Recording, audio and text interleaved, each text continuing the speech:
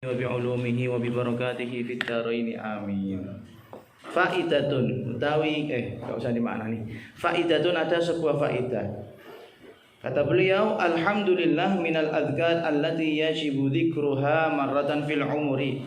Membaca alhamdulillah itu termasuk salah satu zikir yang hukumnya wajib dibaca walaupun sekali seumur hidup. Iki sak kemplune wong, tapi nek dhek ngaku Islam minimal maca alhamdulillah. Berarti wajib, kabeh zikiran hampir wajib. Wa nadhamaha ba'duhum biqaulihi dzikru thamanin qul bi hukmil fardhi marratan fil umri tafham ghardi. Ini enggak usah tak maknani enggak apa-apa karena tidak termasuk qaulnya Imam Ibnu Yamun. Menyebut 8 zikir, ada bentuk 8 zikir yang mana kamu harus katakan hukumnya wajib dibaca walaupun sekali dalam seumur hidup. Tafham ghardi, maka kamu akan tahu maksudku. Ghardun itu maksudku. Apa itu 8 zikir? Yang pertama hailalatun, baca tahlil, la ilaha illallah maksudnya. Terus hamdalatun, baca hamdalah, alhamdulillah. Wa basmalah, dan bismillah. Tasbihun, dan baca tasbih. Wa takbirun, dan baca takbir. Wis piro iki? 5. Kadzaka hauqalah, begitu juga dengan la haula wala quwwata illa billah. Itu sudah berapa itu? 6 ya. 6. Kemudian tasliyatun 'alan nabiyil hadi. Kemudian membaca sholawat untuk Kanjeng Nabi Muhammad sallallahu alaihi wasallam yang sifatnya adalah al-hadi, sang pemberi petunjuk. Itu sudah 7. Kada salamun, begitu juga salam untuk siapa? Untuk Kanjeng Nabi. Fuzta bir rasyadi, maka kamu akan meraih yang namanya kecerdasan. Ar-rasyad itu pituduh, kecerdasan. Jadi ada 8 bentuk zikir yang hukumnya adalah wajib bagi orang yang mukmin atau yang muslim walaupun sekali membacanya dalam seumur hidup, yaitu baca tahlil, tahmid, basmalah, tasbih, takbir, hauqalah, baca sholawat, baca salam untuk Kanjeng Nabi. Iku sak bento-bentone wong tetep insyaallah pernah maca iki insyaallah. Makanya nek sing salat sih insyaallah aman, sing salat itu insyaallah aman. Sing rak salat itu sing sakake. Terus wa qauluhu 'ala dawami, ini masih nyambung pada halaman sebelumnya ya, atau alhamdulillahi 'ala dawami. Wa qauluhu 'ala dawami, adapun dawuh beliau tentang membaca hamdalah, segala puji bagi Allah selamanya, ai bila haddin, artinya pujian itu tanpa ada batasan, walang qita'in, dan tidak ada putusnya, wala nihayatin, dan tidak ada akhirannya. Beda kamu dengan pacarmu ya, putus nyambung atau malah putus banget, tadi tolak dari awal. Wallahu ya. Wa qauluhu tsumma sholatuhu ila akhirih. Adapun dawuh beliau tentang sholawatnya Kanjeng Nabi sampai akhir bait, qala al-Imam Al-Qushairi rahimahullahu taala. Al-Imam Qushairi termasuk salah satu ulama ahli tasawuf. Beliau punya namanya Risalah Al-Qushairiyah. Risalah Al-Qushairiyah ini mencakup pembahasan tentang hal-hal spiritual yang dialami oleh para ahli suluk, para ahli thariqah. Jadi di situ ada pembahasan tentang alfana, majdub dan segala macam. Tapi nek sampean maca wae ayo bingung, aku dhewe maca isih bingung. Iki sing ndi awake dhewe sing pas iki, ketok ora pas kabeh. Nek edan tenanan mate heeh. Tapi nek edane kaya krana wah edan krana Gusti Allah iku koyo rada angel. Iya, edan ra mulih-mulih ha iku mungkin iki. Kemudian selain itu beliau juga ahli tafsir. Makanya beliau juga punya tafsir. Al-Imam Al-Qushairi rahimahullah mengatakan tafsir di dalam dawuhnya Allah, innallaha wa malaikatahu yusholluna 'alan nabi ya ayyuhalladzina amanu shallu 'alaihi wa sallimu taslima. Arada subhanahu wa ta'ala an yakuna lil ummati 'inda rasuliha baqiyata khidmatin yukafi'u 'alaiha minasyafa'ah. Nanti kita lihat. Ganti.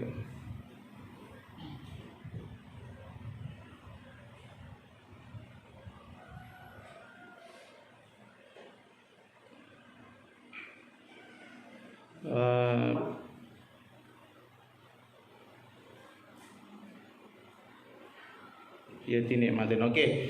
Allah Subhanahu wa taala menginginkan untuk umatnya Kanjeng Nabi, untuk umatnya Kanjeng Nabi memiliki sebuah cara. Yadul khidmatin itu fasilitas untuk berkhidmat.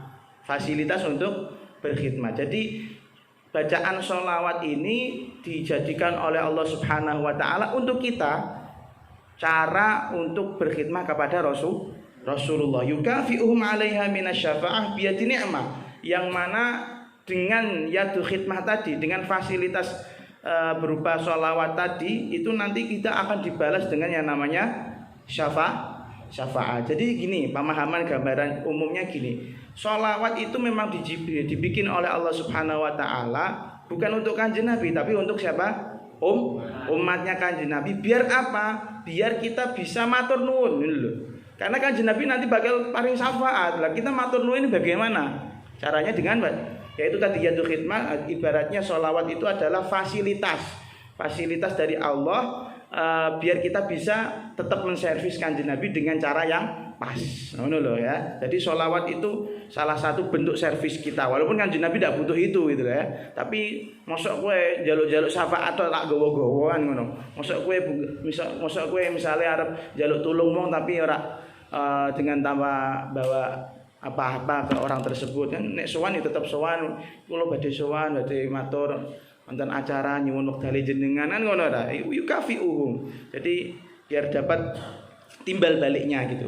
Fa amarahum bis sholati alaihi, maka Allah memerintahkan kepada umat untuk baca sholawat kepada Kanjeng Nabi. Tsumma kafa subhanahu anhu ala lisanihi alaihi salatu wassalam. Kemudian Allah sendiri, Allah kan memerintah, dan Allah sendiri akan membalas sholawat kita tadi, sholawat umatnya Kanjeng Nabi tadi dengan melalui lisannya Kanjeng Nabi yang pernah bersabda, man shalla alayya marratan wahidah sallallahu alaihi biha asyra marratin. Barang siapa yang membaca sholawat kepadaku sekali, Kanjeng Nabi, maka Allah akan mengucurkan rahmatnya kepada orang tersebut 10 kali. Nah gitu loh. Jadi kita baca barter kita sekali balasannya untuk 10 kan, untuk cashback 10. Nah, kita bayar 1, cashbacknya 10. Itu memang gitu. Namanya juga syafaat. Syafaat maksud podo karo njaluk kan ora. Harusnya syafaat itu lebih daripada penjaluan kita gitu loh. Makanya itu salah satu cara biar kita bisa dianggap khidmah atau bisa dianggap menservis Kanjeng Nabi. Wa fi hadza, tapi kata beliau, wa fi hadza, dan melalui hadis ini atau ayat ini isyaratun, ada sebuah pertanda bahwasanya ila annal abda la yastaghni 'ani ziyadati minallahi. Itu tidak bisa untuk merasa kaya. Jadi semua hamba tidak bisa untuk merasa sugih dari tambahan-tambahan atau rahmatnya Allah Subhanahu wa ta'ala fi waqtin minal awqati, semua waktu. Jadi seorang hamba itu tidak akan bisa merasa kaya dari anugerahnya Allah. Artinya selalu merasa butuh, selalu merasa butuh dari tambahan-tambahan. Senajan sholatnya sepisan, sholat fardhunya sepisan, nyatane ganjarannya nek karo jamaah 17, kan gitu. Itu termasuk ziyadah. Yang kita perlukan yang seperti itu. Kok mbok tinggal kabeh ngono. Iku bahaya. Bahkan saya bukan sampai maca Quran dhewe kan, Kanjeng Nabi mengatakan la aqul alif lam mim harfun walakin alifun harfun wa lamun harfun wa mimun harfun. Alif sak huruf, lam sak huruf, mim sak huruf. Iki sepiro ganjarane? 30. Macane sepisan tapi ganjarane wis macane 3 huruf tok tapi ganjarane wis entuk 30. Lah tambahan-tambahan ini loh yang kita butuhkan. Karena bandingi dengan maksiat kita yang juga tidak terhitung gitu. Lha wis ngono Gusti Allah apike ra karuan. Ngamal elek sepisan dosane ditulis 1 gak 10, jane 10. Kira-kira lho, kira-kira. Apa ya kober awake dhewe iki maksiatan ngono lah. Aku iki bar ngapusi ping pindho, minimal salatku ping pindho kan ngitung-ngitung ngono era. Nah itu nanti yang menutupi ziyadah tadi, yang menutupi adalah tambahan tadi. Nah, ini menunjukkan hamba itu pasti merasa butuh. Seorang hamba pasti akan tetap merasa butuh tambahan-tambahan. Karena apa? Di sini disebutkan kan kita kalau sholawat kepada kanjeng Nabi disebutkan idla rutbata fawqa rutbatir rasul. Karena tidak ada pangkat yang melebihi pangkatnya Rasulullah, tapi waqad ihtaja ila ziyadati sholawatillahi alaih. Tapi beliau sendiri masih butuh sholawat, tambahan sholawat. Wes ana kan Gusti Allah, innallaha wa malaikatahu, dan para malaikat yusholluna ala nabi. Ini pemahamannya ini loh ya. Artinya ini makam kita bandingi kalau kita melihat makam kita dengan makamnya Rasulullah. Sing levelnya Rasulullah wae dengan ayat tersebut ada semacam isyarat bahwasanya Kanjeng Nabi masih butuh yang namanya tambahan derajat, tambahan pahala, tambahan sholawat ya. Lah apa meneh awake dhewe ngono lho maksudnya. Tapi bukan berarti Kanjeng Nabi itu butuh, ndak. Ini makam adabnya seperti itu. Makam adabnya kita enggak boleh mengatakan seperti itu. Tapi kalau kita lihat lho Kanjeng Nabi dhewe masih apa ya butuh sholawat yang nyatanya ya ayyuhalladzina amanu shollu. Berarti selama masih ada orang yang beriman ya tetap harus baca sholawat. Nah, niku sing Kanjeng Nabi wis dinas lho. Kowe ora ono nase lho. Ora ono sing ndongakno kowe piye jal ya.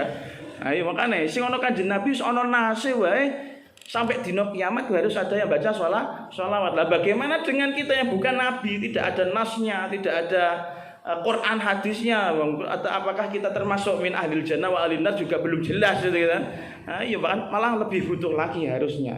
Makanya termasuk salah satunya biar kita tetap ada yang doain yo dengan cara nikah. Ya, dengan cara nikah dapat anakan gitu. Tapi anaknya sing pas, sing soleh, sing solihah, anaknya begajulan yo waliyadzubillah. Karena kalau iyadzubillah pada akhirnya menjadi beban di dunia wal akhirah. Makanya nek urusan nikah coba pikir toh ya. Setelah itu apa yang terjadi? Jadi anaknya dadi apa? Iya, wong sing selevel nabi ae, ana sing anake ora beriman ya. Apa meneh awake dhewe sing cuman orang yang beriman mengikuti tok.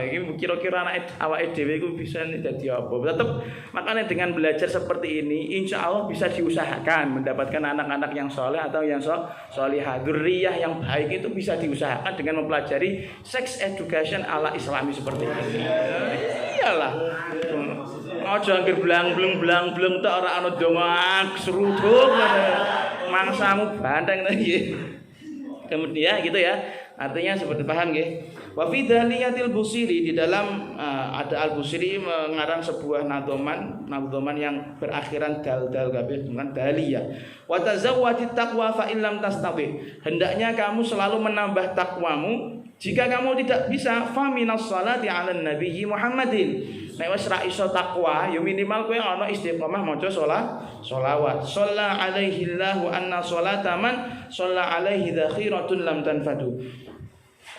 Allah Subhanahu wa taala akan selalu bersolawat kepada kanjeng Nabi, dan bahwasanya orang yang solawat kepada kanjeng Nabi pahalanya akan menjadi pahala yang bisa mengalir, tidak akan berhenti. Dzakhiratun yang menjadi pahala nanti bisa dipunduh di akhirat. Dzakhirah itu pahala simpenan di akhirat. Jadi ayo iki juga apa dikuatkan dengan beberapa qaul, dengan beberapa ngendikane para wali bahwasanya torekohnya orang yang enggak punya guru ya, mursyidnya orang yang enggak punya mursyid itu adalah sholawat. Kayak awake dhewe enggak punya mursyid, kayak awake dhewe iku enggak punya mursyid ya kita tetap harus sholawatan ngono lho. Aja ngasih ora sholawat, ora sholat, ora sholawatan wis bubrah kabeh. Terus waqala Abu Laits As-Samarqandi, idza aradta an ta'rifa anna sholata 'alan nabi afdalu min sa'iril ibadat fanzur qaulahu ta'ala innallaha wa malaikatahu yusholluna 'alan nabi.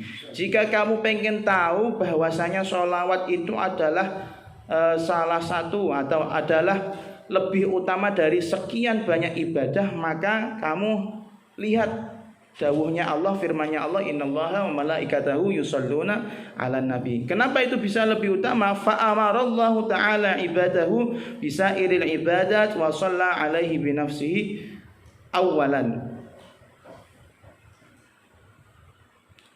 Kemudian karena gini, Allah Subhanahu wa taala kalau menyuruh hamba-hambanya dengan dengan ibadah-ibadah yang lain, beda halnya dengan sholawat. Karena apa?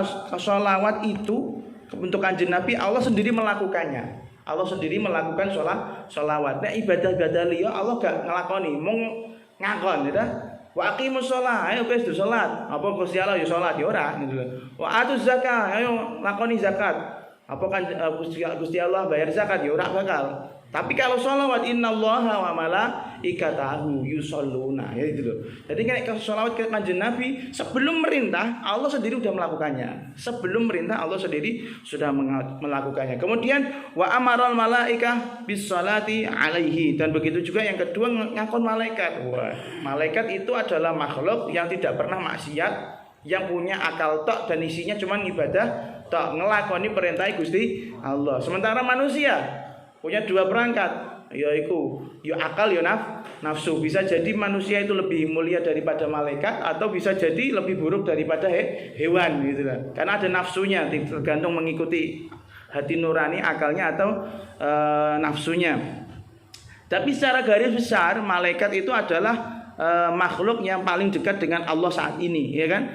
Karena mereka tidak pernah yang namanya maksiat. Itu pun setelah Allah bersolawat, malaikat bersolawat, baru kita summa amaral mu'minina bi ayyusallu alaihi. Kemudian baru Allah menyuruh orang-orang beriman untuk sholawat kepada kanjeng Nabi. Ini menunjukkan bahwa sholawat itu adalah amalan yang paling mulia dibandingkan amalan-amalan yang lain. Arep poso Senin Kemis ya iku dilakoni Kanjeng Nabi, tapi sholawat ora itu meneh Gusti Allah yang nglakoni. Kayak arep poso Daud ayo sape tapi cek keren iki keren sholawat. Makanya paling enak iki sholawatan asline. Bukan berarti sholawat entek dong lho ya, dibaca sholawat. Nah iki muni sholawatan saiki salah definisi. Ayo sholawatan nang ndi? Iku nenggone Zahir. Zahir kok sholawatan iku piye kan? Zahir kan majelisnya, isinya adalah baca sholawat. Tapi yen wong Jawa senengane tekdu ngene. Terus wa fi hadits Abdullah bin Amr bin Al-As radhiyallahu anhuma, ada sebuah hadis dari Abdullah bin Amr bin Al-As mauqufan, itu mauquf yang cuman sanadnya sampai Abdullah bin Amr bin Al-As. Kata beliau, man shalla 'ala nabi sallallahu alaihi wasallam wahidatan sallallahu alaihi wa malaikatuhu biha sab'ina salatan. Barang siapa yang baca sholawat sekali untuk Kanjeng Nabi, maka Allah dan malaikat Allah membalas, malaikat yang membalas sebanyak berapa? 70 kali. Nah, ini kata beliau komentarnya. Kan ini tadi mauquf, artinya sanadnya cuma sampai sahabat. Wa hadza hukmuhur raf'u. Hadis mauquf ini hukumnya marfu. Masa Abdullah bin Amr bin As ngerti ganjaran akeh semono gawe-gawe dhewe, kan tak mungkin. Pasti beliau pernah mendengarkan, mungkin pernah mendengar keterangan kalau baca sholawat pahalanya seperti itu.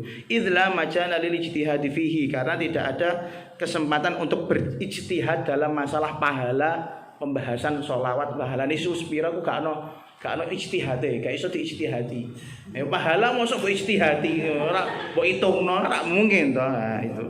Tidak bisa diijtihadi. Iki nek maca sholawat watake ganjarane 70. Kan iki watake dzanni. Makanya banyak sekali hukum-hukum di dalam fikih itu banyak yang dzanni, bukan qat'i. Kalau qat'i itu pasti ya, pasti jelas wa aqimus shalah, pasti.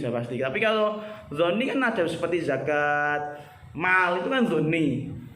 Zakat tijarah itu masih dzanni. Nah, walaupun kebanyakan mengatakan oke, iya ada, tapi masih dzanni, masih belum jelas apakah iki bener, besok dipertanyakan nanti di akhirat itu. Tapi nek iki sholawat ono ganjarane semene iku ganjaran kan sing duwe kan Gusti Allah. Ora bakal metu saka lisane wong-wong sak liyane Kanjeng Nabi. Makanya ini hukumnya marfu, tidak bisa diijtihadi. Pahalane pira ora iso diijtihadi. Wal ahaditsul waridah fi fadli sholati 'ala nabi katsiratun jiddan afradtu bi ta'lifi.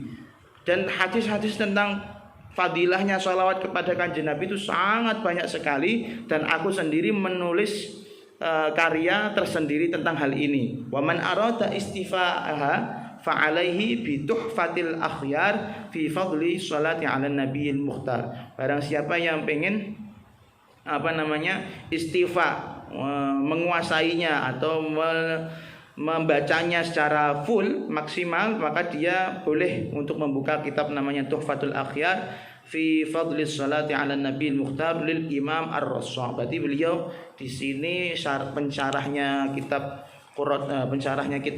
Manzumah Ibnu Yamun atau yang mengarang kitab Qurratul Uyun mensyarahi kitab ini Terus qauluhu ala imamir rusli. Ini masih di bait yang kemarin. Ala imamir rusli wal anbiya itu.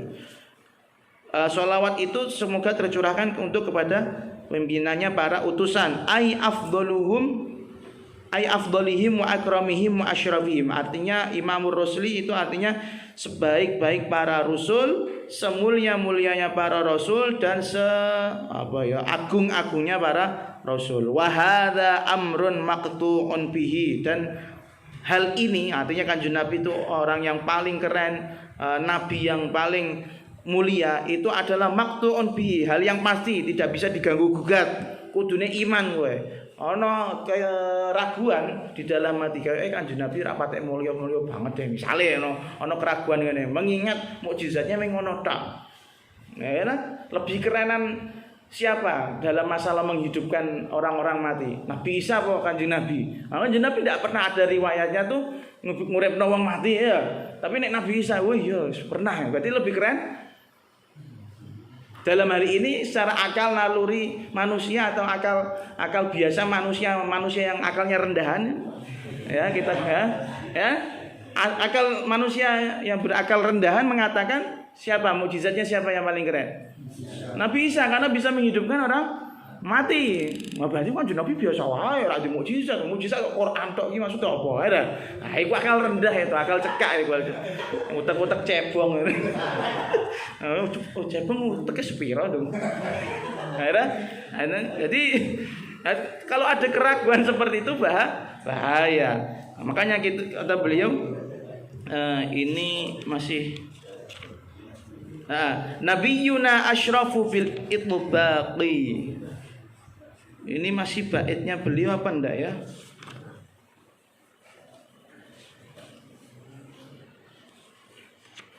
Bentar. Baitnya beliau apa enggak ini? Iya, kayaknya baitnya beliau insyaallah. Nabiyuna utawi nabi kita. Nabiyuna utawi nabi kita rupane Kanjeng Nabi asyrafu iku luweh utama bil itbaqi kelawan sekabehane. Itbaqi bil jami'i kelawan sekabehane para kelawan sekabehane min kulli makhluqin saking sekabehane para makhluk, saben-saben para makhluk. Alal itlaqi ing atase kemutlakan. Alal itlaqi ing atase kemutlakan. Wan aqdalan lumaku al ijma'u apa ijma'. Soale sepakat ya monggo. Wan aqdalan lumaku sepakat al ijma'u apa ijma'. Apa sing sepakat annal Mustafa ing setuhune Kanjeng Nabi al Mustafa sallallahu alaihi wasallam afdalu khalqillahi iku luweh utama-utamane makhluke Gusti Allah. Wal khulfu utawi persulayan intafa dadi ilang apa al khulfu. Terus jadi gini ya, kata beliau Nabi kita itu adalah secara pasti, secara umum adalah orang yang paling mulia dibandingkan semua makhluk yang ada di muka bumi ini, apapun makhluknya. Berarti Kanjeng Nabi kemuliaannya itu bukan hanya satu jenis manusia tapi semua bentuk makhluk yang ada. Dengan kata lain, berarti para malaikat selevel Jibril pun masih kalah dengan Kanjeng Nabi. Kalau kita menilik dalam masalah silsilah sanad Quran kita ya, kayak Kanjeng Nabi ki muridnya sapa? Jibril kan, ora langsung Gusti Allah gitu loh. Muridnya Jibril. Berarti kan posisinya Jibril adalah guru. Dimanapun guru lebih mulia daripada murid. Kejaba Kanjeng Nabi, murid lebih mulia daripada gurunya. Nah, ini benar harus diyakini. Karena apa? Al ijma'. semuanya ittifaq, semua ijma'ul muslimin, ulamanya dan umatnya dan orang bodohnya, orang Islam itu ijma' mengatakan annal Mustafa kanjeng Nabi itu afdhalu khalqillah, sebaik-baik dari makhluknya Allah. Maka karena ada ijma' ini wal khulfu, semua yang menyelisihi ijma' ini intafa menjadi hilang. Tapi ono sing nyelisihi apa ora? Ternyata ada wama lan barang. Wama utawi barang intaha kang gandulan. Wama utawi barang intaha kang gandulan al-kasyafu sapa pemilik Shahibul Kitabul Kasyaf. Al-Kasyaf ini salah satu tafsir, nanti saya terangkan sendiri. Wama utawi barang intaha kang gandulan al-kasyafu sapa Shahibul Kasyaf fit takwiri ing dalem tafsir surat At-Takwir. Apa takwir iku? Idza syamsu kuwirat. Khilafu ijma'in iku nulayani ijma' zawit tanwiri kang duweni ati sing padang, ngono. Kang duweni ati sing padang, tanwir yang basirah, punya hati yang padang. Tapi ternyata memang ada pendapat yang mengatakan kanjeng Nabi tidak sebaik-baik para makhluk, yaitu yang dipegang menjadi pegangannya Shahibul Kasyaf. Kasyaf itu yang punya adalah Zamakhsyari. Az-Zamakhsyari ini Mu'tazilah. Wah, awik seneng iki. Ahli filsafat. Nah, Mu'tazilah itu filsafat. Ya kan, karena dia memakai logikanya dikedepankan. Akhirnya kalau Anda misalnya sampean kok punya kitab Al-Kasyaf atau punya kitab itu tersebut mbok download boncen jarak tuku. Nah, ora kasyafah, kasyaf ya. Itu kita harus hati-hati dengan kitab tersebut karena mazhabnya jelas Mu'tazilah. Maka dari itu kitab Al-Kasyaf itu sebenarnya dari segi bahasa itu keren banget. Nahwu, sharaf, i'rab itu bahkan menjadi referensi bagi para ahli balaghah untuk menafsiri Al-Qur'an secara bahasanya loh ya. Bukan secara artinya, tapi ini artinya medeni, Bro. Artinya menafsir itu pakai rasio, pakai akal. 30 juz iku lho. Pakai akalnya ndek kabeh juz ora. Berarti uteknya main itu lho. Iki ndok kene. Kopong. Malah dolanane nyak mencawak malah. Mbah apa tafsirane iku? Ya. Saking cerdase wong ahli filsafat. Orang-orang Mu'tazilah itu saking cerdasnya, mereka tuh punya pendapat yang aneh-aneh, tapi nek dipikir ya bener. Kayak misalnya sih nek tak delok saiki ada orang yang namanya Rocky Gerung. Pernah dengar yang namanya Rocky Gerung? Iku nek misoi presiden pol-polan. Ini bahasane wong jasar presiden dungu kan. Kan jelas muni dungu, presiden denyaknya. Tapi ndek berkilah, aku gak ngenyak wonge, tapi aku mau ngenyak cara berpikirnya, bukan orangnya. Lah apa bedane kan ngono. Ya Allah, ini ahli filsafat memang orang-orang yang beda beda mazhab dengan orang-orang seperti kita. Kalau kita kan sepenting mangan lah. Sing penting mangan urip kepenak ya. Bojo ayu, anak saleh-salehah wis. Iya, uripe nikmat sugih mlebu swarga. Lah kok pidul kowe gak duwe kartu VVI, kartu bebas penjara mbok dol 50.000 ya. Iya. Wa fi haditsin, dan di dalam sebuah hadis kanjeng Nabi pernah bersabda, ana akramul awwalina wal akhirin. Aku adalah semulia-mulianya orang, baik orang-orang yang dahulu maupun orang-orang yang akan datang. Ala rabbi, di sisi Tuhanku, wala fakhra, dan aku tidak keta-kete dengan hal tersebut. Ngono lho maksudnya. Dadi nek kene kan iya dong. Iki kan Nabi gak ada iya dong. Wa ana sayyidu waladi adam yaumal qiyamah wala fakhra, dan aku juga adalah pemimpin semua manusia nanti di hari kiamat, dan aku ya tidak keta-kete biasa wae wales. Iku jeneng aku ngono, tapi aku biasa wae, tidak bergeming gitu loh. Wa ana awwalu man tanshaqqu anhul ardu wa awwalu syafi'in wa awwalu musyaffa'in, dan aku adalah orang yang keluar dari bumi pertama kali. Nanti kan istilahnya di hari kiamat itu nanti dibangkitkan kan, dibangkitkan dari kubur. Nah, itu nanti jasadnya Kanjeng Nabi yang keluar terlebih dahulu. Wa awwalu syafi'in, orang yang minta syafaat dulu. Wa awwalu orang yang memberi syafaat, wa awwalu musyafa'in, dan orang yang dikasih pertolongan pertama kali oleh Allah Subhanahu wa taala. Wala fakhr, dan aku tidak kete. Walaupun pangkate koyo ngene iku serak kete. Ora koyo sing lagi wingi viral staf khusus itu ya. Staf khusus karena dia merasa menjadi staf khusus milenial, nyurati camat se-Indonesia tanpa melewati birokrasi yang seharusnya. Ya, akhirnya dia mengundurkan diri ora kae. Ora Dik. Ora ya. Sing mengundurkan diri sing ruang guru ya. Sing ruang guru sing ada Mas Balfara iku lho, nom-nom wis disuge-suge di perusahaan iki. Kira-kira 30 tahun 10 tahun kas dadi opo? Staf khusus itu. Nah, jadi kemarin ada orang merasa menjadi staf khusus milenial, merasa dia dekat dengan presiden, akhirnya bikin surat untuk camat se-Indonesia tanpa melalui birokrasi yang benar dengan memakai sekretariat kabinet sekretaris kabinet apa itu. Waduh, medeni mal administrasi istilahnya. Menyalahgunakan kewenangan dan kekuasaan. Karena dia tidak kuasa di hal tersebut kok dilangkai ngono kan, goblok kan. Terus jadi ini keren ya, karena Kanjeng Nabi itu walaupun memang kenyataannya orang yang paling mulia, tapi anehnya di hati beliau tidak ada pernah merasa aku jen ngono, ora ono niku. Awake dhewe beda kan. Awake dhewe iku lagi dadi mudabir ndok kene iki wis suwe lah.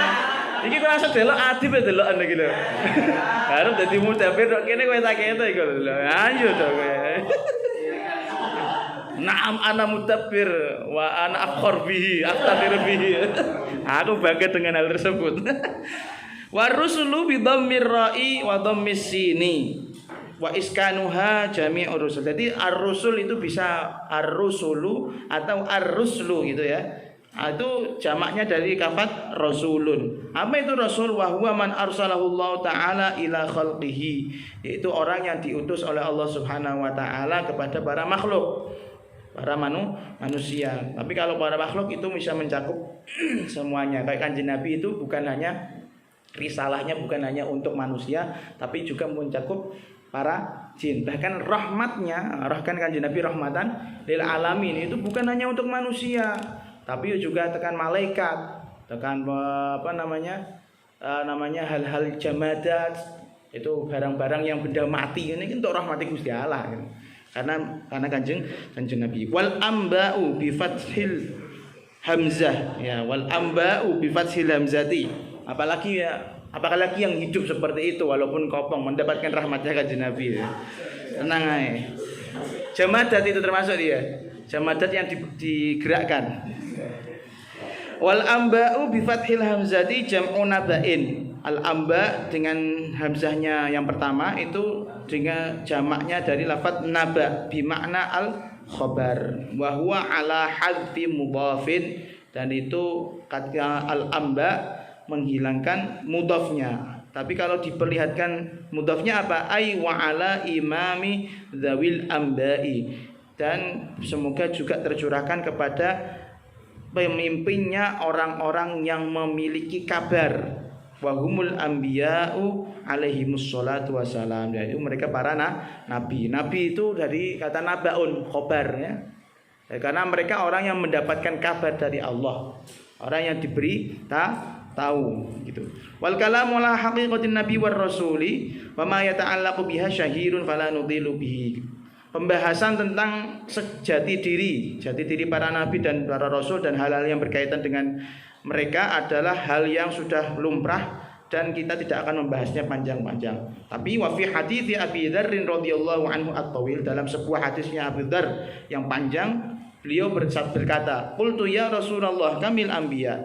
Aku pernah bertanya, ya Rasulullah, jumlah para nabi itu ada berapa? Qal mi'atu alfin wa arba'atun wa ishruna alfan. Ada 124.000 nabi. Jelas kita tidak masuk di dalamnya. Iya, sekarang manusia itu berapa miliar, Bro? 2 M ya. 2 miliar itu semuanya manusia gak jadi nabi gitu. Termasuk kita gitu. Bukan nabi jelas. Faqultu maka aku bertanya ya Rasulullah fakamir rusul min dzalik. Ya Rasulullah sementara para rasul dari mereka itu ada berapa? Ini berarti sudah ada pemahaman ya dari zaman dulu kalau nabi itu tugasnya memang cuma jadi nabi, tidak ditugaskan untuk apa? Memerintahkan, tidak ditugaskan untuk menyampaikan, tapi kalau rasul itu pasti nabi. Yo dikongkon, yo di tidak astagfirullahaladzim. Nek rasul itu pasti nabi, ya mereka mendapatkan perintah sendiri dan mereka juga diperintahkan untuk menyampaikan. Disebutkan qala salasumi'atin wa salasatu asyara jamman ghafira. Ada 313 jamman ghafira. Apa itu? Qultu, maka aku bertanya, ma jamun ghafir? Nabi jamun ghafir ki apa? Qala katsirun thayyibun. Itu banyak yang baik. Baik yang banyak. Ya jelas lah para nabi, para rasul ya pasti apike. Jelas dan pasti lagi 313 ini kita tidak termasuk ya. Nah, wong 124 ae, 124.000 ae rak masuk pemene 313 iki VIP kok.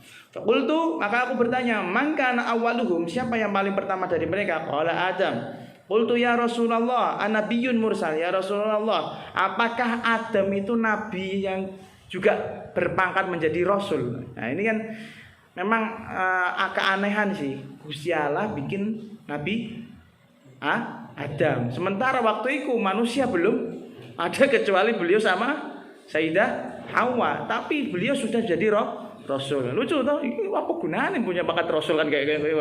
Tapi memang benar karena setelah Nabi Adam kapundhut itu risalahnya atau ajaran agamanya, tauhidnya masih dibawa oleh anak-anaknya sampai kurunnya Nabi Nuh alaihi salam. Ketika sebelum Nabi Nuh itu hilang, berarti kan anabiyun mursal. Apakah Adam itu nabi yang diutus? Logikanya dia itu manusia yang pertama. Sapa diutus sering sapa kan ngono maksudnya. Qala na'am, iya. Nabi Adam termasuk nabi yang juga bertugas menjadi rasul. Khalaqahullahu biyadihi. Allah menciptakannya dengan kuasanya Allah sendiri atau dengan langsung dari tangannya Allah tanpa melalui proses. Nek kowe dhewe kan proses wik-wik itu ya. Proses wik-wiknya bapak ibu kalian. Nah, bapak ibu kita itu wik-wik akhirnya jadi kita.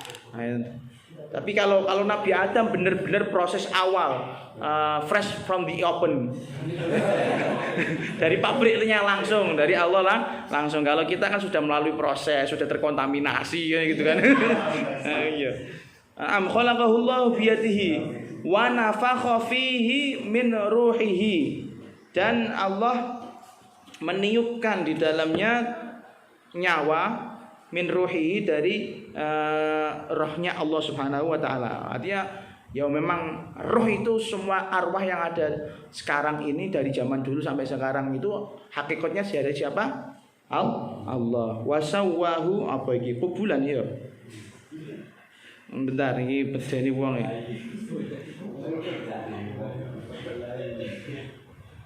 Kubulan, Pak. Wasawwahu lan Gusti Allah itu memberikan kubul. Ya ada alat kelaminnya mungkin maksudnya Allah alam. Ngapunten Nabi Adam nggih. Mboten niat. Njen hadise ngono kok. Wasawwahu kubulan. Ya, jadi dan Nabi Adam diberi perangkat alat khusus yang dimiliki oleh laki-laki semuanya, anak keturunan Nabi Adam, yaitu kubul gitu ya. Jadi diberi perangkat khusus itu, perangkat khusus syahwat ya. Kibul, awake kibul saka kubul. Mustaqon ya. Mustaqi saka kata apa kubul. Cuman untuk menutup kemaluan itu jadi kibul. Lumangkola.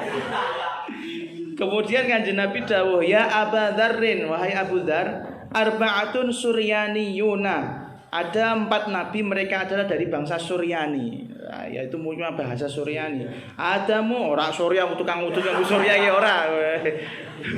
Gol perro kowe besok ning swarga ketemu Nabi Adam. Iki pegone kok ndiki neraka. iya. Mosok ning gene swarga sik ana udut, tak pikir koyo ora ana, neraka kan api.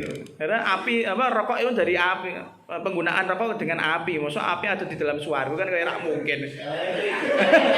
Vape ya, pot ya. Suryaniyuna yaitu Adam, Wasyid, wa Khanukh wa huwa Idris. Khanukh itu Idris, wa huwa awwalu man khatta bil qalam, dan Idris adalah orang yang menulis pertama kali dengan pena. Wa Nuhun, dan Nabi Nuh. Jadi Idris itu orang yang pertama kali menulis dengan pena. Jadi ada nulis-nulis lagi di zamannya Nabi Idris. Wa arba'atun minal Arab, dan ada 4 nabi dari bangsa Arab. Hudun wa Syuaibun wa Salihun wa nabiyyuka ya Abadar. Makanya pernah ketika Kanjeng Nabi di Taif ya, ketika di di Mekah tidak diterima dakwahnya, kemudian beliau lari ke Taif dengan harapan dakwahnya diterima. Kemudian singkat cerita Kanjeng Nabi dibandemi, akhirnya berlindung atau berteduh di bawah perkebunan, yang mana di situ ada orang yang juga masih murni Yahudinya kalau nggak salah. Kamu siapa? Aku, Kanjeng Nabi ditanya, kok masuk perkebunan kami itu? Oh, saya itu aku soleh. Nabi hukum aku soleh, atau kamakol, bahwa aku ini adalah saudaranya soleh, saudara Nabi kalian yaitu Nabi soleh. Jadi makanya di sini kan dari Arab, berarti Nabi soleh itu dari Arab. Kenapa dikatakan akhun? Berarti kan sama-sama bangsa, sesama bangsa, kayak kita lah. Ini kamu, ini saudara kamu ya? Iya, saudara sebangsa dan setanah air gitu loh, seperti itu. Terus wa awwalu anbiya'i Bani Israil, nabi yang pertama kali dari Bani Israil adalah Musa, wa akhiruhum Isa, wa awwalur rusuli, dan nabi yang rasul yang pertama kali Adam, wa akhiruhum Muhammadun sallallahu alaihi wasallam. Lanjut. Wa qauluhu Muhammad huwa asyharu asma'ihi sallallahu alaihi wasallam. Lafaz Muhammad itu adalah nama yang paling terkenal yang dimiliki oleh Kanjeng Nabi. Idlahu sallallahu alaihi wasallam asmaun anhaha ba'dhum ila arba'imiyatin. Karena Kanjeng Nabi sejatinya memiliki nama yang mana sebagian orang mengatakan ada 400 nama. Walah, ngono yo kenal kabeh ta ora ya mullah alam. Aku dhewe ora paham sing tak pahami kan Ahmad, Muhammad kayak ngene Toha dan segala macam ya. Wa naqala Abu Bakar Ibn al-Arabi an ba'dihim, dan dinukilkan dari Abu Bakar Ibnul Arabi. Nah, ini Ibnul Arabi yang punya pemahaman yang bahaya kalau bagi orang-orang yang cetek akale ya. Cetek akale apalagi nggak punya akal. Itu bahaya untuk mentelaah cara berpikirnya Ibnul Arabi. Mengatakan annalillahi alfasmin, annalillahi alfasmin. Gusti Allah itu punya 1000 nama, walin Nabi sallallahu alaihi wasallam alfasmin. Dan bagi Kanjeng Nabi ada 1000 juga. Wahwa atau lafaz Muhammad itu alamun, isim alam. Paham ya kalau isim alam, nama orang. Mangkulun yang diambil min ismi maf'ulil fi'lil mudha'af, dari isim maf'ul yang dari fi'il yang di mudha'af, ain dan lam fi'ilnya ya. Ain fi'ilnya di tasydid. Jadi Muhammad dari lafaz hamada yuhammidu tahmidatan tahmadan Muhammadan fahuwa Muhammad. Hadaka Muhammad. Kalau Muhammad Muhammad. Wa ma'nahu man kathurat mahamiduhu fayuhmadu hamdan ba'da hamdin. Artinya Muhammad adalah orang yang banyak sekali pujiannya, maka dia dipuji setelah dipuji dengan pujian yang lain. Walah, wis dipuji, berarti pujiannya tikel-matikel ngono lho maksudnya ya. Ora puji iki puji sapa ibuke sapa ya? Pororo Mas Pur. Aduh. Jadi wis dipuji. Ya Allah, Kanjeng Nabi sudah dipuji sekali, masih dipuji lagi dan dipuji lagi seterusnya, tidak ada akhirnya. Makanya dikatakan Muhammad. Makanya bagi orang yang punya nama Muhammad hati-hati, ya. Mungkin Kanjeng Nabi ku dipuji, kamu diharapkan untuk dipuji, barbarane kamu dihina, itu Muhammad model apa kalian ini kan gitu. Jadi bahaya itu. Terus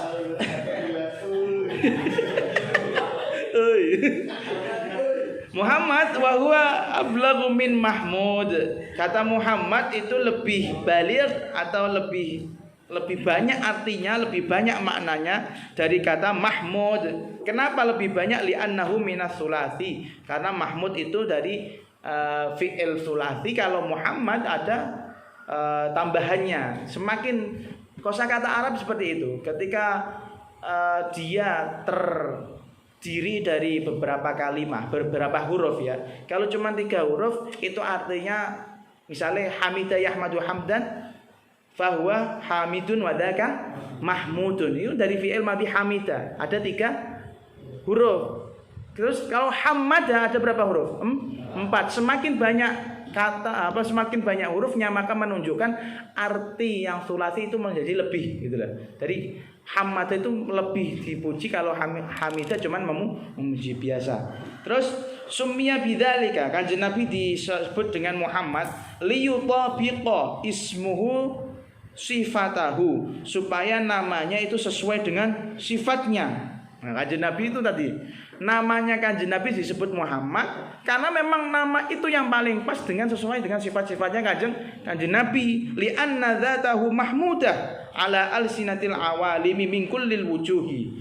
Karena zatnya Kanjeng Nabi, jasadnya Kanjeng Nabi itu benar-benar terpuji dengan menurut semua lisan yang ada di dunia ini. Ala alsinatil awalim, semuanya mufakat bahwa Kanjeng Nabi itu zatnya, jasadnya itu memang benar-benar dipuji secara ittifaq lisannya orang-orang yang pernah mendengar atau pernah ketemu ataupun tidak pernah bertemu. Mingkulil wujuh, dari segala sisi bentuknya Kanjeng Nabi, matanya kang atau rambutnya atau cara berjalannya itu semuanya terpuji.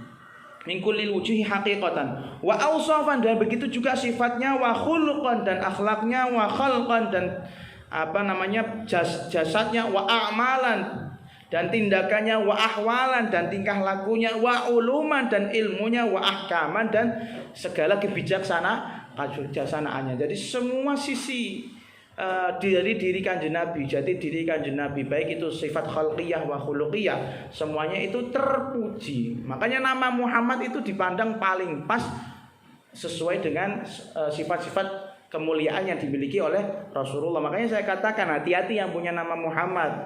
Wis gowo jenenge wis wabot iku, Bro. Kok kelakuanmu tidak sesuai lah ini. Muhammad model apa ini loh? Saiki Kanjeng Nabi, untung Kanjeng Nabi apian ora nesunan ora. Ora isyarat. Pokoke nek pengen duwe anak jenenge Muhammad kudune kaya aku kan angel lah. Angel. Itu Nabi pangerten, paling pangerten Kanjeng Nabi. Nek nabine kowe niku wis beda meneh dawuh sabdanya. Aja pisan-pisan nganggo jenengku, nganggo jeneng anakmu. Ngefans lah tapi ra usah ngono. Itu meneh. Jadi hati-hati. Mahmudun fil ardi. Kanjeng Nabi itu dipuji di langit, wa fis sama'i, dan di bumi. Wa fid dunya, di dunia, wal akhirah, dan akhirat.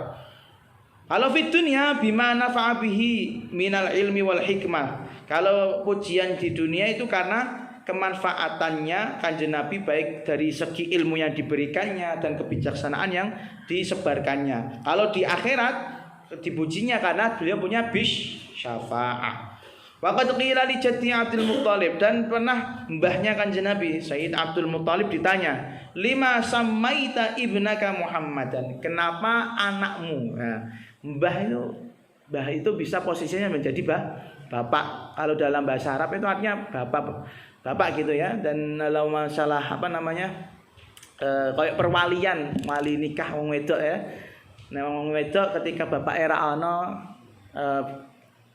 adik-adik atau kang-kangane sing lanang ya. Nek kang sih pasti lanang, adik sing lanang maksudku.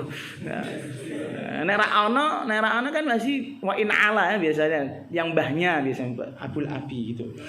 5 baik.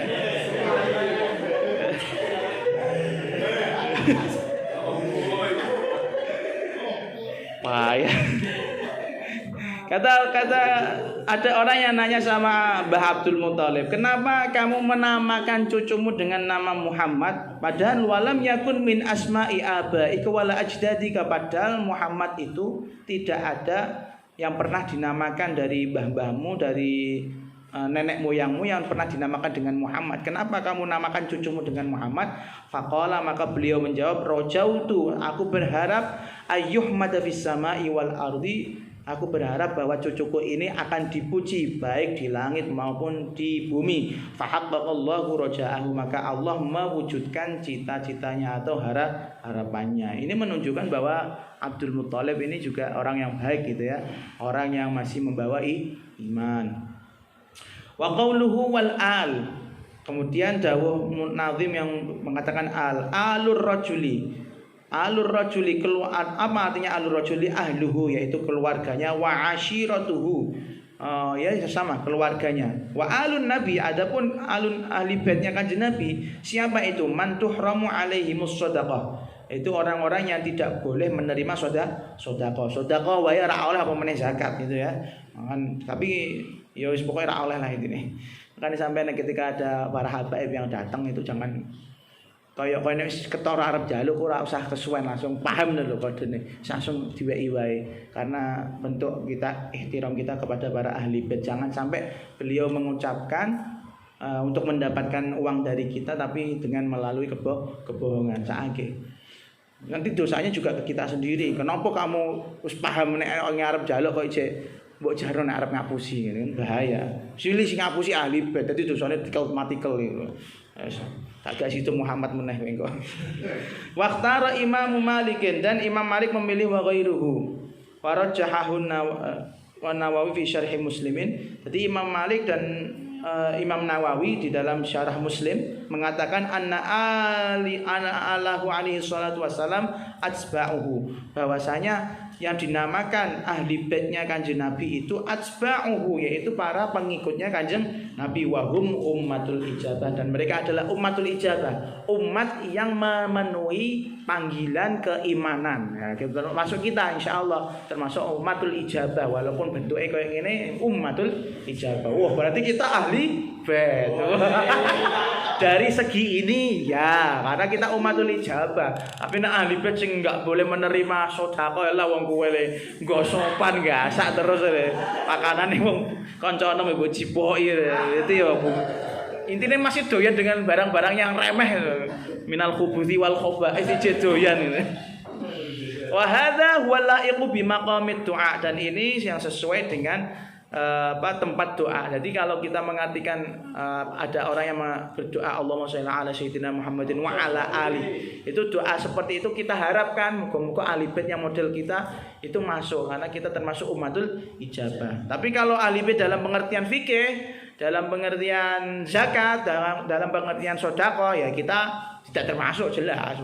Kita malah butuh sedekah itu. Ayo, ora ana sedekah iso golek gasak makanane kancane kok ya. Sing haram ae dipangan, apa meneh terimane subhat. Malah subhat tok ora apa-apa. Ayo. Qala sing larang betul. Qala al-Qadhi Husain. Qadhi Husain pernah berkata, wa yuqayyadu bil atqiya, ya iki lho, ketok ora metu iki. Wa yuqayyadu bil atqiya, ahli bait itu yang tadi ummatul ijabah itu masih diqayyidi lagi, orang-orang yang bertakwa. Nah, awake dhewe iki bertakwa apa ora iki? Golek kalau sing enteng wae ora usah abot-abot. Wa yuwafiqu. Jadi ahli bait yang tadi umatnya Kanjeng Nabi, yang umatnya Kanjeng Nabi yang mau beriman itu termasuk ahli bait. Tapi Qadhi Husain lebih ketat lagi, ojo angger kabeh masuk bajingan mlebu. Ya al-atqiya sing masuk kan gitu. Orang-orang yang bertakwa. Wis ora usah abot-abot, aku milih sing gol pertama wae. Wa yuwafiquhu qauluhu ta'ala, dan hal ini sesuai dengan pendapatnya Qadhi Husain, yaitu ada al-atqiya. Yuwafiquhu qauluhu ta'ala, sesuai dengan firman Allah, in awliya'uhu illal muttaqun. Tidak ada menjadi walinya Allah kecuali orang-orang yang bertakwa, atau walinya Kanjeng Nabi yang ya gitu. Pokoknya in auliya'uhu tidak ada. Ini sebelumnya ayat apa ya? Sebelumnya ayat sing angel iki. In auliya'uhu illal muttaquna walakinna aktsaruhum naik.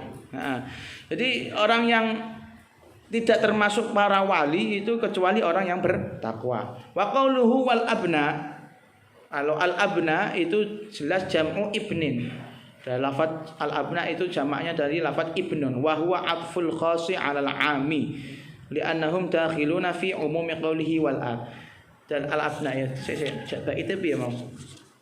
Ala imamir rusli wal anbiya Muhammadin wal ali wal abna gitu ya.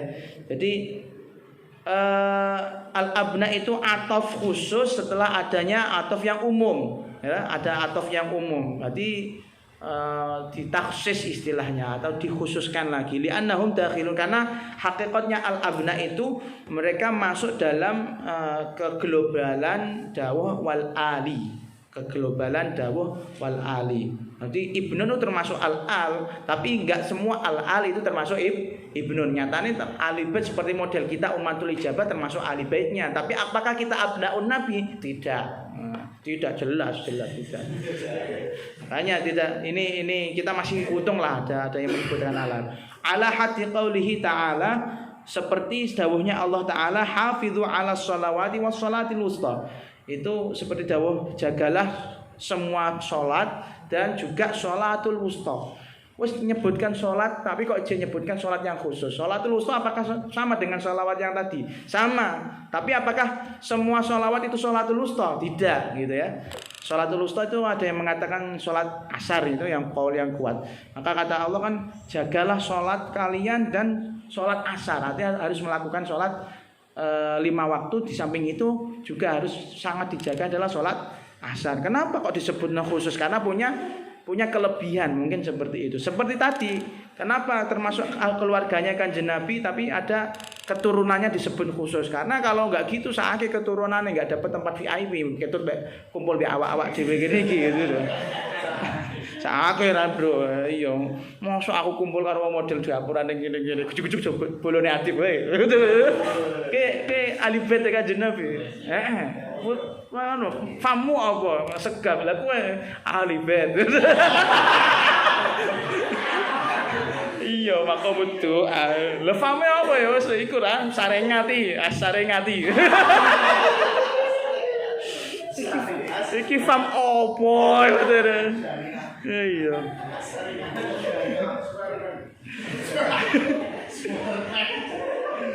Wal muradu bi abnaihi sallallahu alaihi wasallam yang dikatakan yang dimaksud dengan abnaun nabi anak turunnya Kanjeng Nabi jami'u auladihi yaitu semua anak-anak beliau wa hafadatihi dan cucu ya, cucu beliau ilang qiradil alam sampai habisnya alam semesta ini.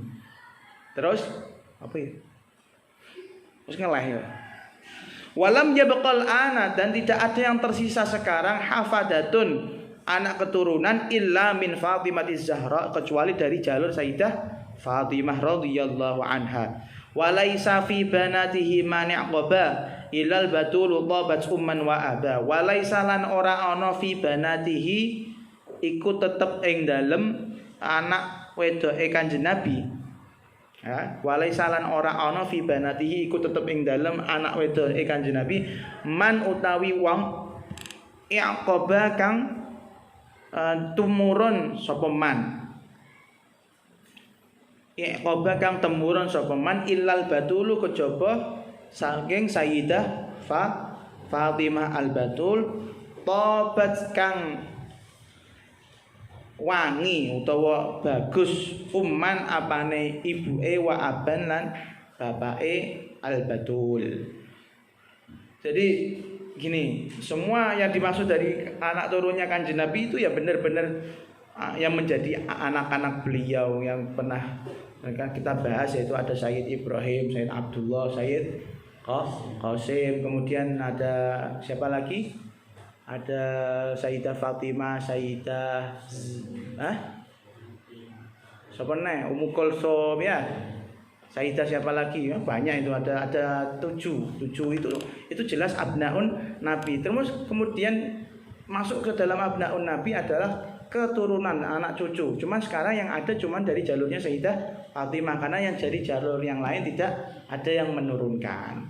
Ini aneh. Biasanya nasab itu nasabnya seseorang itu bibenlune karo bapake. Tapi kalau nasabnya Kanjeng Nabi ini nanti ada ini. Wa fil hadithi dan di dalam hadis innalikulli nabiyyin aba'is asobatin yantamuna ilaiha. Bahwasanya setiap para nabi itu memiliki abah asobah. Ini masalah warisan ya, paham ya. Bapak yang asobah, kamu bisa asobah ketika kamu memang posisinya ibnun dari seorang bapak itu. Yantamuna ilaiha, yang mana mereka menginduk kepada bapak tersebut dari keturunan jalur yang laki-laki. Illa waladu Fatimah, kecuali anaknya Fatimah, fa ana waliyuhum wa isbatuhum. Maka karena aku sendirilah yang menjadi wali dari keturunannya Fatimah dan menjadi asobahnya dari keturunannya Fatimah. Seperti yang tadi saya terangkan. Normalnya orang-orang selain nasabnya Kanjeng Nabi itu kamu dianggap asobah ketika dari jalur laki-laki, bapak, anak laki-laki, putu laki-laki. Jadi bin-binnya jelas. Tapi ketika di sela-sela itu ketika ada bapak, kemudian ibu, kemudian baru kamu anak laki-laki, maka kamu tidak bisa nisbat kepada kakek yang dari jalur ibu, tapi tetap nisbat dari kakek dari jalur bapak. Itu paham ya? Tapi kecuali Sayyidah Fatimah. Kenapa? Sayyidah Fatimah itu Kanjeng Nabi, Sayyidah Fatimah, kemudian baru Sayyidina Hasan wal Husain. Nah, Hasan wal Husain ini tidak bisa dinisbatkan kepada ayahnya Sayyidina Ali, berarti Abu Thalib. Gak bisa. Oh, ini kok keturunannya Abu Thalib, iya keturunannya Abu Thalib, tapi di jalur Kanjeng Nabi. Jadi jalurnya itu tidak terputus. Nek biasanya kan di pinggir wong itu kan berarti putus. Nun sewu banyak sekali. Kalau nggak salah Izat ya, kalau nggak salah Mbah Tur ya. Mbah Tur itu kan benar keturunannya Kanjeng Sunan, tapi di atasnya ada jalur ibu, jalur wanita. Ada wanita itu sebenarnya kalau dalam silsilah pedot. Walaupun dalam silsilah asobah, silsilah bisa mewaris itu pedot, tapi nak dalam silsilah keturunan sih nyambung wae wong jen putune kan. Tapi kan putune ora putu sing langsung. Itu putu dari jalur wedok. Jadi kalau patek kuat. Tapi nek putu dari jalur lanang itu sangat kuat. Beda dengan putu dari jalurnya Kanjeng Nabi. Walaupun anaknya cuma Sayyidah Fatimah, tapi Sayyidina Hasan dan Husain ini yang menjadi walinya adalah langsung Kanjeng Nabi. Dan ini tidak boleh kita tentang. Tidak boleh kita tentang. Sayyidina Hasan Husain kan wong putune Kanjeng Nabi dari jalur ibu. Jadi ra pati kuat asline. Ayo ora oleh muni ngono, kurang ajar kowe jangkemu. Nah, iki makane kata beliau fa ana waliyuhum wa isbatuhum. Aku ini sendiri yang menjadi walinya Hasan Husain wa isbatuhum, dan menjadi asobahnya Hasan dan Husain. Artinya jalurnya kuat. Wa hum itrati, dan mereka adalah keturunanku. Khuliqu min tinati. Mereka diciptakan dari darah dagingku. Ora muni dari apa lempungku, ora anin darah daging lho. Ayo. Nek mbok ati kok bahasa arengan saka apane ki? Saka darah daging sing bagian ndi bokong nek. Kuliku minti nanti mereka diciptakan dari darah dagingku. Wailun, sungguh celaka lil mukadzibina, bagi orang-orang yang menganggap bohong atau tidak percaya bifadlihim, dengan kemuliaan ahli bait. Jadi sangat bahaya sekali bagi orang-orang yang tidak cinta kepada ahli bait. Man ahabbahum ahabbahullahu taala. Orang yang cinta mereka maka Allah akan cinta pada mereka. Wa man abghadahum abghadahullahu taala. Dan orang yang benci pada ahli bait juga pasti akan dibenci oleh Allah. Walladzi nafsi biyadihi. Demi Allah yang telah menguasai diriku, la yabghadu ahlal baiti ahadun illa katabahullahu finnar. Tidak ada orang yang benci kepada ahli bait kecuali orang tersebut sudah dipastikan untuk masuk ke neraka. Dan cerita yang model seperti ini banyak. Nanti sampean bisa cari download kitab yang namanya Misbahul Dholam itu. Misbahul Dholam tentang syafaatnya Kanjeng Nabi gitu. Ada wong sing level sahabat wae, sing dinyak-nyak wae, pernah saya ceritakan. Sing dinyak-nyak wae ku ana adabe, meneh ahli baitnya Kanjeng Nabi, bahaya lagi. Wa fihi, dan termasuk dalam hal ini atau yang termasuk ahli bait, an Umar radhiyallahu anhu marfu'a. Tadi Sayyidina Umar secara marfu', kullu hasabin, ini banyak kakian. Kullu hasabin wa nasabin, semua pangkat, wa nasabin dan nasab, yang qati'u yaumal qiyamah itu tidak ada manfaatnya. Yang qati itu putus, tadi tidak ada manfaatnya yaumal qiyamati di hari kiamat nanti ma khala hasabi bahkan wa nasabi kecuali pangkatku dan kecuali nasabku. Nah, jadi walaupun kamu putune Mbah Sarengat, itu tidak akan bermanfaat nanti di kiamat itu jelas itu. Tapi kalau kamu putune Kanjeng Nabi, tapi kata surat mungkin, nah itu pasti bermanfaat, ada gunanya. Makanya ini hadis yang harus kita pegang, bukan dipegang oleh ahli bait. Hadis yang harus kita pegang adalah kita harus percaya bahwasanya yang namanya ahli bait itu meninggal dalam keadaan iman, ya. Ya termasuk gandulannya Imam Ibnu Katsir kalau nggak salah, gandulannya ini. Kemudian Habib Ali Mayong, guru Habib Qadir juga itu, Habib Qadir juga pakai hadis ini. Itu dalilnya itu, karena semua pangkat dan semua nasab tadi ke garis keturunan itu semuanya tidak akan ada manfaatnya kecuali keturunannya kanjeng Nabi. Jadi besok misalnya ada keturunan ini gambarannya orang ono, gambarannya ono keturunannya kanjeng Nabi sing dihisap wah beterak karuan kakek maksiat dan segala macam. Dia agar muni. Wong edan bebas kayak monopoli wong edan bebas. Paham ra kowe? Aku putune Kanjeng Nabi kok arep lha apa? Ibarat main poker, ibarat main poker iku poker 7. Poker mbok tumpuk loro kan poker 7. Nek 8 kan kobong. 7 nyoh. Dadi oh iya siap ngono. Dadi ngono. Lah nek misale adib ra, adib le dihisab entek amek bariku. Wah aku putune Mbah Sarengat terus ora peduli lah. Gawe neraka terus suwe. Tapi nek alifet enggak. Itu jadi kartu pokernya dia itu di situ. Kartu pokernya dia di situ. Paham ya? Nek poker 7 ora kobong ra. Nek poker 8 kobong bener iya. Malah tekan poker ngene. Wa kullu bani untha isbatuhum li abihim asobatuhum li abihim. Semua anak keturunan dari jalur perempuan itu nanti asobahnya ke jalur bapaknya, gak bisa ke ibunya, maksudnya seperti itu.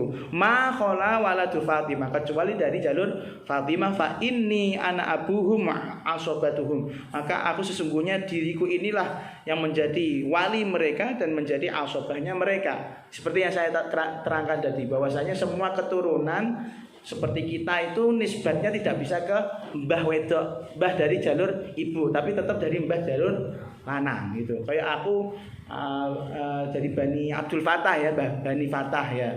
Jadi saya itu nasab saya nyambungnya ke Bani Fatah sama jihad itu gitu loh. Itu mulai wong ya. Jadi Bani Fatah, nggak bisa ke Bani Fakhrur Razi, nggak bisa. Karena asobah saya ke Mbah Fatah, nggak Mbah Fakhrur gitu. Gitu paham ya? Terus kita lanjutkan sampai bawah, nanti habis itu turun lah apa-apa. Tsumma qala an-nadhimu rahimahullah wa ba'da hamdi fahaka wa ba'da hamdi lan ing dalem sak ba'dane muqaddimah alhamdulillah, ora hamdi bajul ora. Fahaka mongko ikilah kanggo kowe. Fahaka mongko iki kanggo kowe. Sahi hai sahibi hei kancaku. Faha mongko iki kanggo kowe sahi he kancaku, sahibi maksudnya sahibi. Mandumatan ing nadhoman tufidu kang awe faedah apa mandumah. Mandumatan ing nadhoman tufidu kang awe faedah apa nadhoman fin nikahi ing dalam babakan nikah. Ket maumu kedune suwene ya Allah. Susah betah iki matenteng kok. Ini namanya foreplay, Bro. Semuanya tetap butuh foreplay. Karena keindahan seks itu di foreplaynya.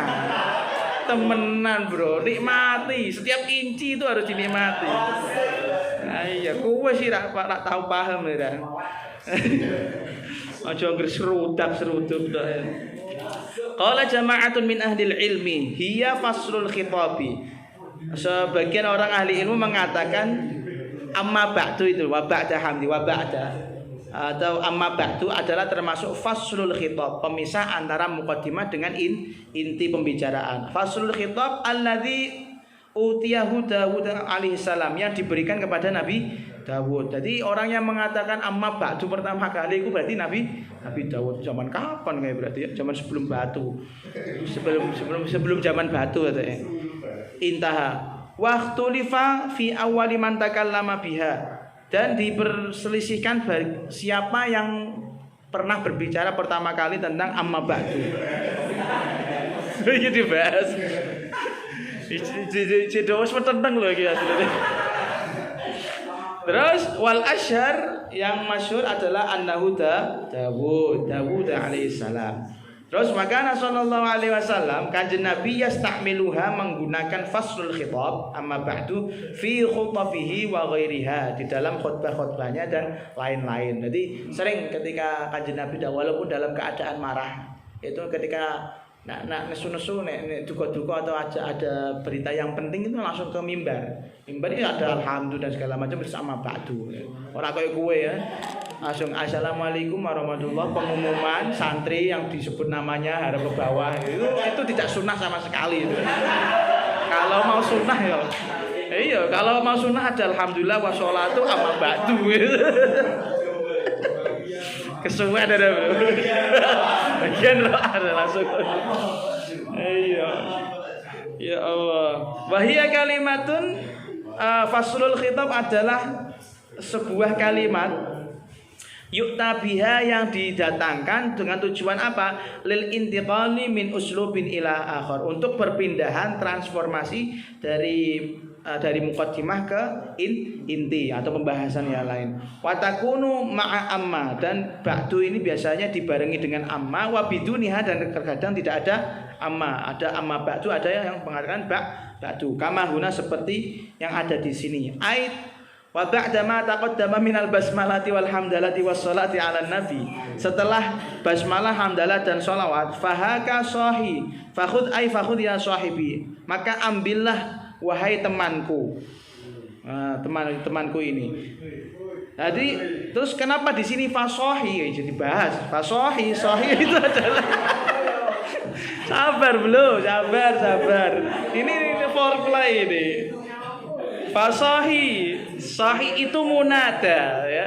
Sohi itu munada berarti ada nidaknya, harfu nida, artinya adalah ya sohibi, aslinya gitu. Kalau ba'in di murakhamun, artinya hudifa akhirul munada litakhfifi, huruf akhirnya dihilangkan untuk tujuannya diringankan, biar ringan, atau darurat syair nek ora mudeng ala isqati harfin nida, tapi dengan syarat menghilangkan huruf nida. Makanya di sini enggak ada huruf nidanya, langsung fahaka sahi, artinya fahaka ya sahibi suwene. Wa qauluhu manzumatan ay urjuzatan, iya disarai kabeh. Itu manzumah adalah bahar rojaz yang isinya tufid nikah, tentang faedah atau pembahasan tentang nikah. Ai fi huquqiz zaujain, artinya dalam pembahasan hak-haknya suami istri. Wa ma yata'allaqu bidzalika, dan hal yang berkaitan dengan suami istri. Min adabid dukhul, dari tata cara wik-wik. Nah, iya, ad-dukhul itu wik-wik jima.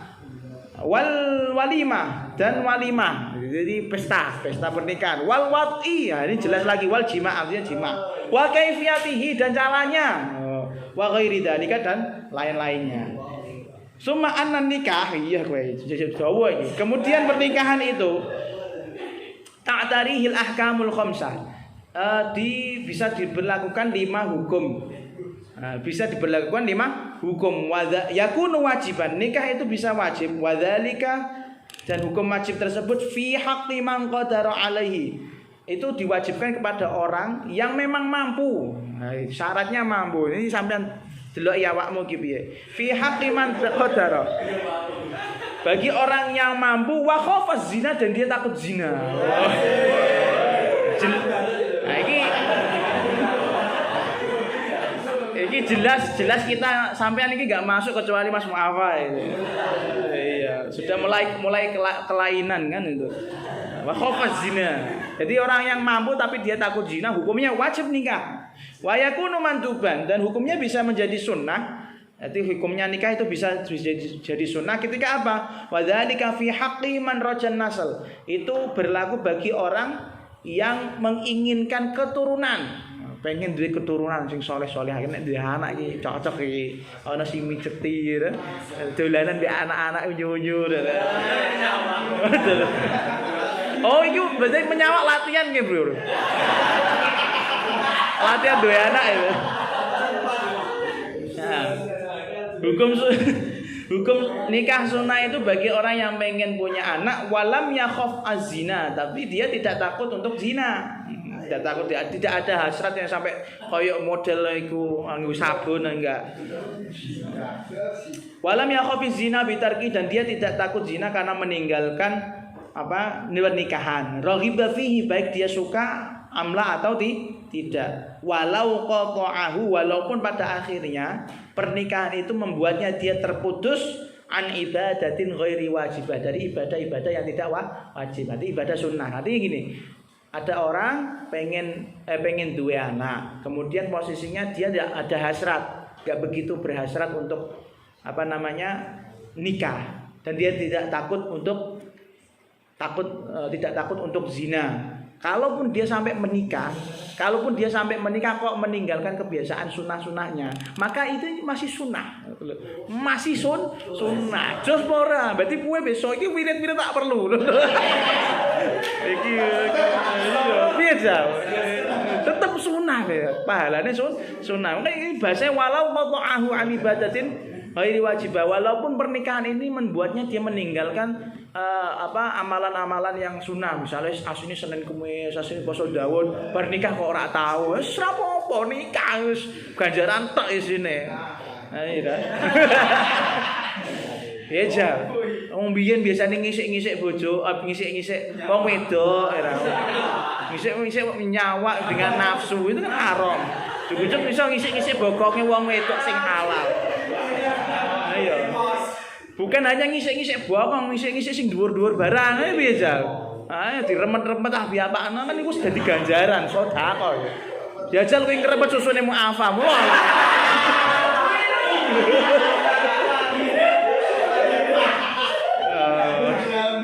Aja ngono wong kaya udah hobi. Ya. Walaupun pada akhirnya meninggalkan ibadah sunnah yang lain, tapi dengan nikah sudah dapat sunnah itu terus. Kalau dia bisa mempertahankan pernikahannya, wa yakunu makruhan, dan bisa dihukumi makruh. Ketika apa? Wadzalika fi haqqi man la raghbata lahu fihi wa la yarju nasran, yaitu bagi orang yang tidak pengen nikah dan tidak pengen dua anak.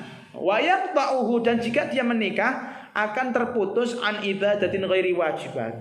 Misiki biasanya wong ahli ibadah seneng wiridan, seneng salat, seneng ibadah tok, seneng zikir, kemudian ditawani nikah yo kaya rada males sih ngono kan. Pengen dua anak kok aku ora kepengin sih. Nah, maka ketika dia menikah itu menjadi makruh. Makruh itu hal yang tidak baik.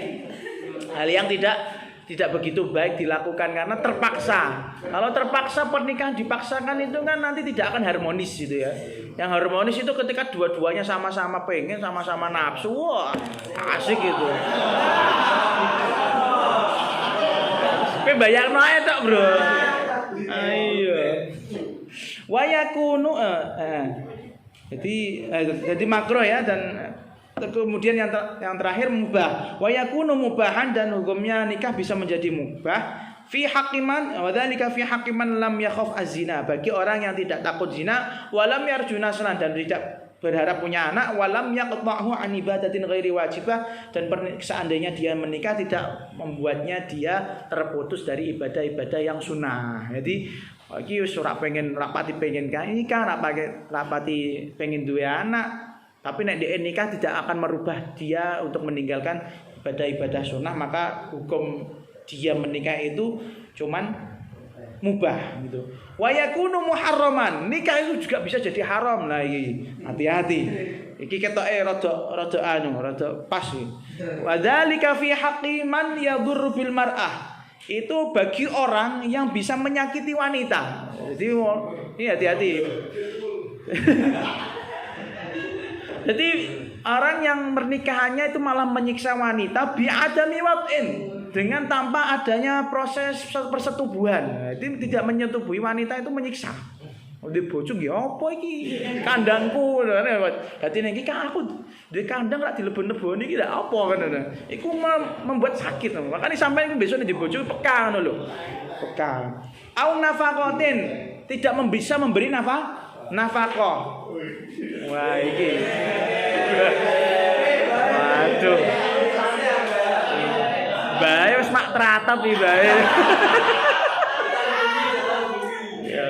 Tenang mbak. Tidak bisa nafkah zahir, bisa nafkah batin.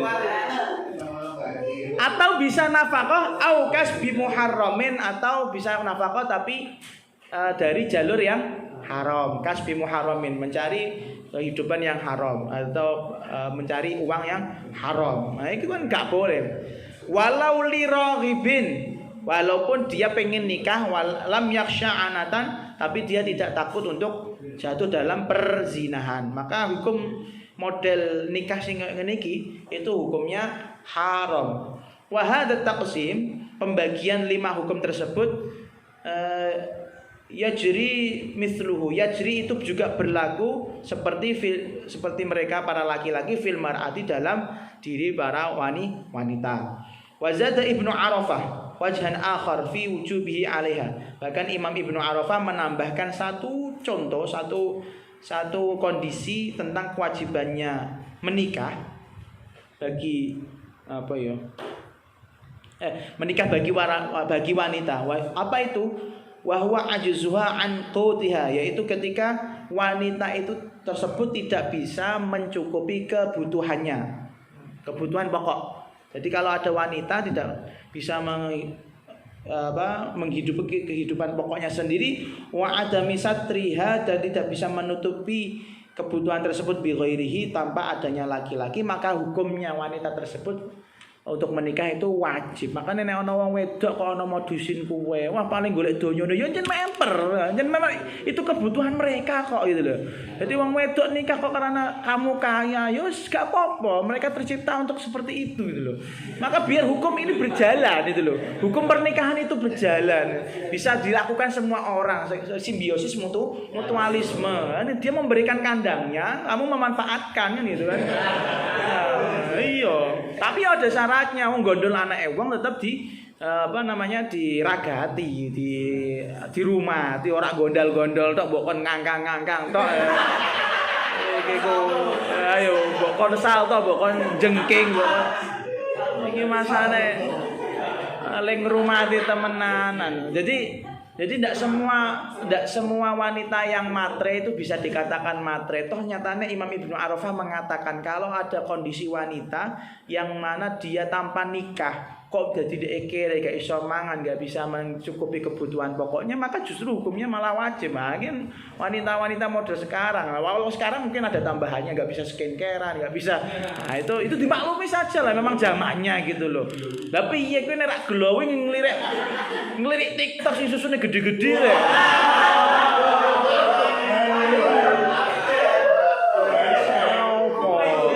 Ayo, jangan sampai kamu wik-wik tapi membayangkan wanita lain ya. Mati bojomu. Nah, dipoles raine, perlu perawatan ya perawatan, skincarean. Itu memang kewajiban kita sebagai laki. Nah, tergantung sampean ini yang mana, apakah haram, apakah mubah, apakah wajib kita ya durung. Mungkin goni wajib gon kowe gon.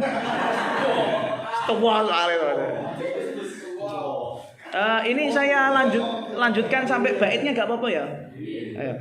Terus wa ila hadzal aqsam, ya ini berarti ini enggak ada cuman diterjemah aja. Wa ila hadzal aqsamil khamsa asyara al-allamah al-Haddari rahimahullah biqauli. Dan pada pembagian 5 hukum tersebut Al-Imam Al-Haddari mengatakan wa wajibun 'alal ladzi yakhsha zina tazawwujun bi kulli halin amkana. Wajib menikah bagi apa? Bagi orang yang yakhsha zina, takut zina bikulli halin amkana, dengan keadaan yang memungkinkan dia. Artinya dia mampu wedi zina, wes kawin ae suwen.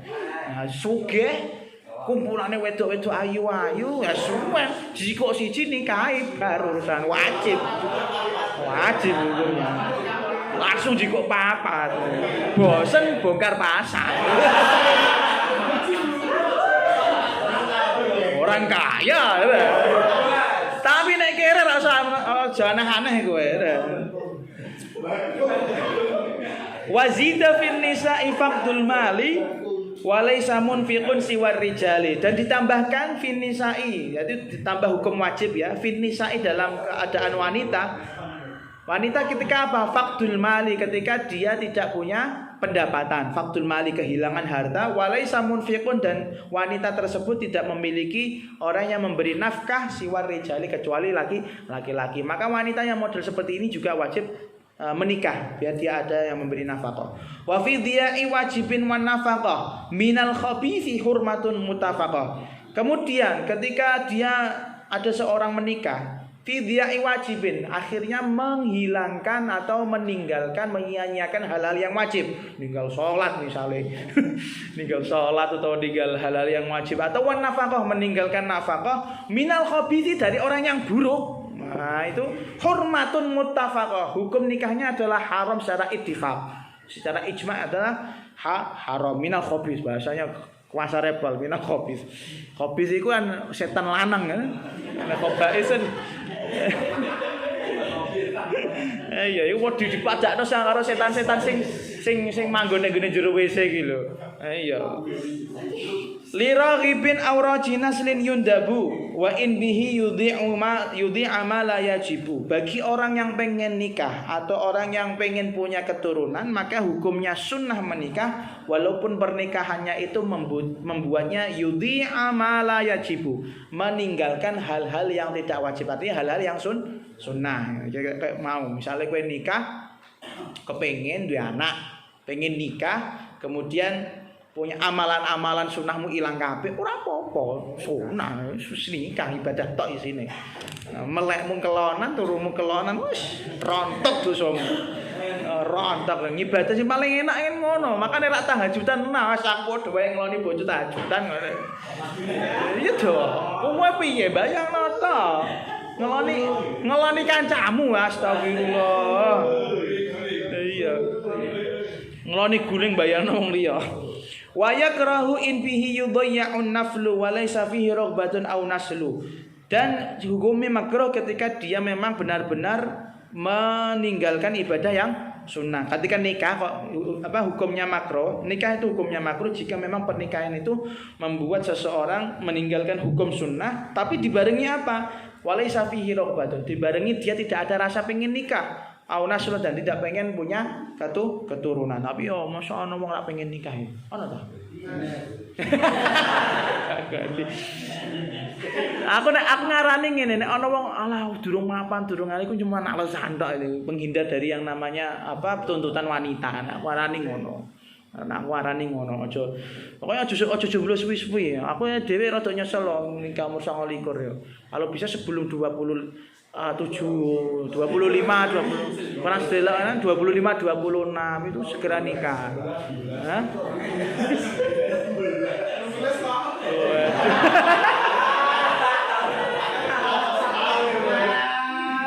Aduh. Wa idin tafa mayak tadi, jika hilang mayak tadi hukman, semua keadaan yang bisa menciptakan hukum madho yang kelewat. Artinya jika kondisi-kondisi yang tadi, tidak kondisi-kondisi tadi itu hilang semuanya, kondisi wajib, kondisi makruh, kondisi sunnah ataupun kondisi haram, maka hukum pernikahan gimana aja? Jazan nikahu, maka hukumnya adalah mubah. Pernikahannya bisa wiyil murtadha, dengan jalan yang diridhoi, artinya pernikahan dengan jalan syariat. Waktu lifa halin nikahu afdol awit takhallil ibadah afdol wallahu a'lam.